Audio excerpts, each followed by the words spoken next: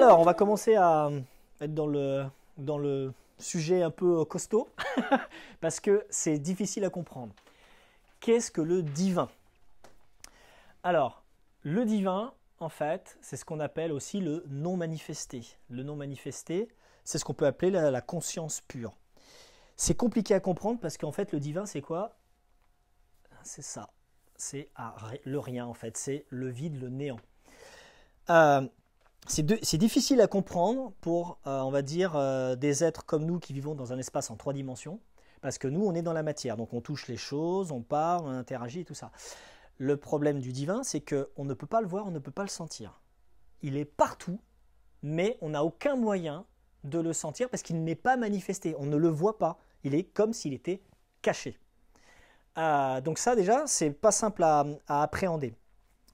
Cette partie-là, en fait, si en fait on peut essayer de le comprendre avec nos sens, parce qu'on est quand même assez limité par notre corps et nos sens, on peut comprendre qu'il est tout le temps là, mais on ne le voit pas.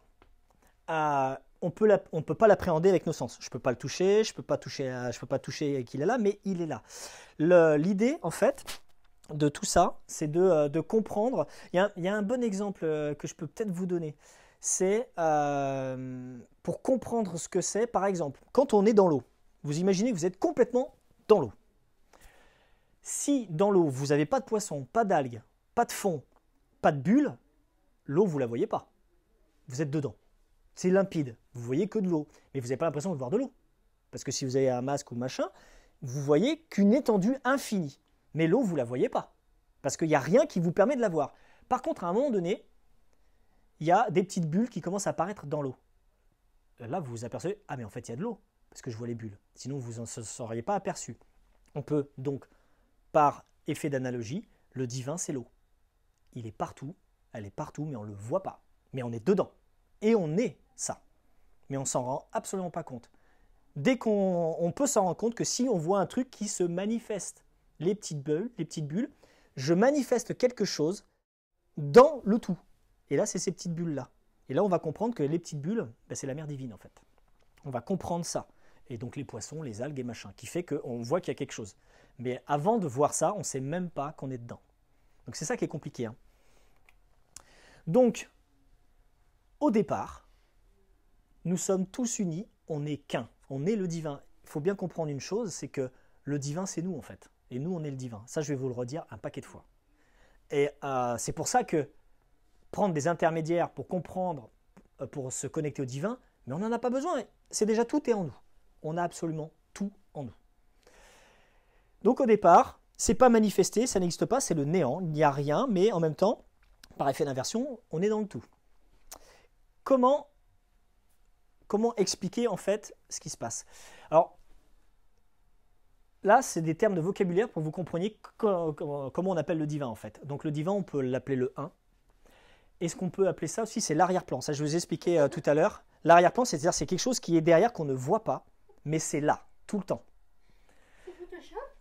De quoi? C'est Photoshop? Ah oui, c'est l'arrière-plan. C'est ce qu'on appelle aussi la conscience pure sans objet. Une conscience pure, c'est-à-dire qu'elle sait tout, elle voit tout, elle peut être partout, tout le temps. Par contre, il n'y a pas d'objet. Elle ne se manifeste pas, on ne la voit pas. C'est pour ça qu'on dit sans objet. Il n'y a pas d'objet, il n'y a pas de petite bulle, il n'y a pas d'algues, il n'y a pas de poisson, il n'y a rien. Par exemple, on est dans cette conscience-là pure quand on est en sommeil profond. Quand on dort et quand on est en sommeil profond, paf, il n'y a plus de corps, il n'y a plus rien, on est complètement éthéré et là, on est dans le tout. Donc, on revient où on était à l'origine. Ah, toutes les nuits on fait ça quand même. Toutes les nuits, on se reconnecte au tout.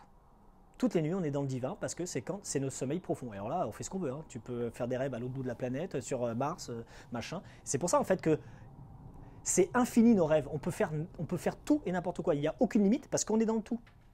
Donc, on n'est plus dans le corps. Dès qu'on rentre dans le corps, on va voir qu'il y a plein d'autres processus qui se font. Alors, on peut l'appeler Dieu. Les chrétiens l'appellent le Père. Vous savez, le Père, le Fils, le Saint-Esprit. C'est le Père. La vérité avec un grand V, c'est-à-dire que la seule vérité qui existe, c'est ça, c'est cette conscience pure. Elle sait tout, elle a tout compris. C'est pas qu'elle a tout compris, c'est qu'elle est la vérité en fait. La seule vraie vérité, elle est là. Et on va voir que par opposition, dans la matérialité, dans le monde dans lequel on est, il n'y a aucune vérité en fait. Il n'y en a pas. La seule vérité, elle est dans le tout. ce qu'on appelle le grand tout d'ailleurs, on peut l'appeler le grand architecte, tétragramme, on peut l'appeler la vie, le soi. Alors Jung appelle ça le soi en psychologie, en psychanalyse. Jung appelle ça le soi. On peut appeler ça l'infini, l'illimité, l'absolu, l'éternel. Voilà, ça c'est tout un tas de noms. Alors j'y mets etc. Parce qu'il y en a long comme le bras. Tout ça c'est pour dire la même chose. Selon les orientaux, ils appellent ça la partie masculine. Je dis bien la partie masculine, c'est l'énergie masculine, c'est pour ça que souvent on l'appelle Dieu ou le Père. C'est ce qu'on verra plus tard. On appelle ça la partie masculine. Donc c'est pour l'appréhender, ce tout, en fait, il faut être dans le détachement et le lâcher-prise total. C'est-à-dire qu'il faut se séparer de toutes nos sensations corporelles, de nos émotions et de nos pensées. C'est pour ça qu'on médite en fait. Quand on médite, on passe notre temps à se détacher de nos émotions, de nos sens, de nos pensées, de les calmer, tout ça. Parce qu'il peut arriver qu'on touche le tout de manière très brève, dans des cas où on se détache absolument de tout. Ben oui, il faut qu'on se détache de la matérialité, parce que vu que ce n'est pas matériel. Donc on peut y arriver. L'éveil, on peut le sentir, mais brièvement. Dans des courts instants. Et quand on accède à ça, ce qu'on ressent, c'est une paix profonde, illimitée. Alors là, on aime tout le monde. Tout est en ordre, tout est juste, tout est juste en fait. C'est-à-dire que même les pires des guerres, les trucs ça, ben vous sentez que ben c'est normal, ça doit être fait en fait. Et donc vous comprenez et vous acceptez ben, que tout est juste. Les guerres, la joie, l'amour, tout est juste parce que c'est fait en fait pour expérimenter. Et donc vous avez plus ce côté ouais les guerres c'est pas bien. Ben non. En fait, quand vous êtes dans le tout, vous comprenez que c'est une expérience qui est faite pour comprendre que la guerre, c'est pas bien. Donc vous comprenez qu'il y a des guerres. Parce que s'il n'y a pas de guerre, on ne peut pas comprendre que la guerre, c'est pas bien.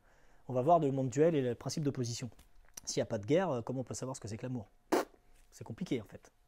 Donc, tout est juste. Et ça, c'est un moment où on se détache, mais complètement. C'est-à-dire qu'on sort complètement de notre corps, on n'est même plus de notre corps, et on a l'impression d'être noyé dans le tout. Ça peut arriver.